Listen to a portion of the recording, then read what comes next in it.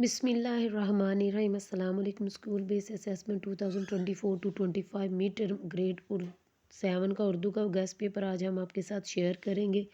تو اس کا سب سے پہلا ہم آپ سے پارٹ شیئر کریں گے ایم سی کیوز کا، اور 15 مارکس کے آپ کے ایم سی کیوز ہوں گے اور سبجیکٹیو آپ کے 35 مارکس کے۔ سب سے پہلا جو سوال ہے اس میں محصول کے استعمال والا جملہ، تو اس کا آنسر آپ لگائیں گے آپشن اے پہ، اگر وہ محنت کرتا تو پاس ہو جاتا۔ سوال نمبر 2 ہے ماضی بعید کے استعمال والا جملہ، تو اس کا آنسر آپ لگائیں گے عروج اسکول سے آئی تھی۔ اس کے بعد سوال نمبر 3 ہے درج ذیل میں سے مرکب جملہ ہے، تو اس کا آنسر آپ لگائیں گے بی آپشن پر۔ سوال نمبر 4 ہے استعارہ کے استعمال والا جملہ، تو اس کا آنسر آپ لگائیں گے بی آپشن پر۔ اس کے بعد سوال نمبر 5 ہے سابقہ نیک سے بننے والے الفاظ کی درست فہرست ہے، تو اس کا آنسر آپ لگائیں گے ڈی آپشن پر، نیک دل، نیک سیرت، نیک چلن۔ اس کے بعد آپ کو ایک پیراگراف دیا جائے گا، آپ نے اس پیراگراف کو غور سے پڑھنا ہے، کیونکہ اسی کے اندر سے آپ نے سوالات کے جوابات دینے ہیں۔ تو سوال نمبر جو 6 ہے اس کا آنسر آپ نے لگانا ہے بی آپشن پر، روک تھام کی تجاویز۔ اس کے بعد سوال نمبر 7 ہے ہمارے شاعری ادب کا عظیم سرمایہ ہے، اس کا آنسر آپ لگائیں گے ڈی آپشن پر، ہمارے قومی نغمے۔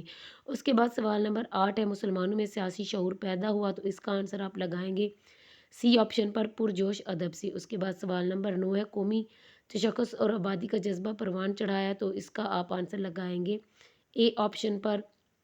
اس کے بعد آپ نے 10ویں سوال کا آپ نے لگانا ہے بی آپشن پر، ادب کی اہمیت۔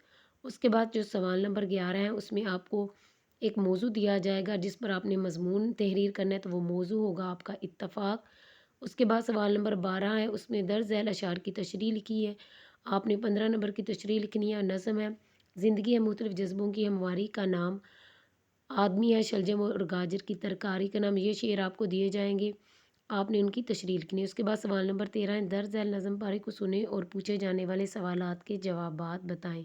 اتفاق کے موضوع پر آپ نے جو مضمون لکھنا ہے وہ آپ نے یہاں سے یہاں تک نوٹ ڈاؤن کر لینا ہے، اور اگر آپ چاہیں تو آپ کے ٹیچر نے جو آپ کو کروایا آپ وہ بھی کر سکتے ہیں، یا آپ اپنی کسی بھی کی بک سے وہ دیکھ کے کر سکتے ہیں۔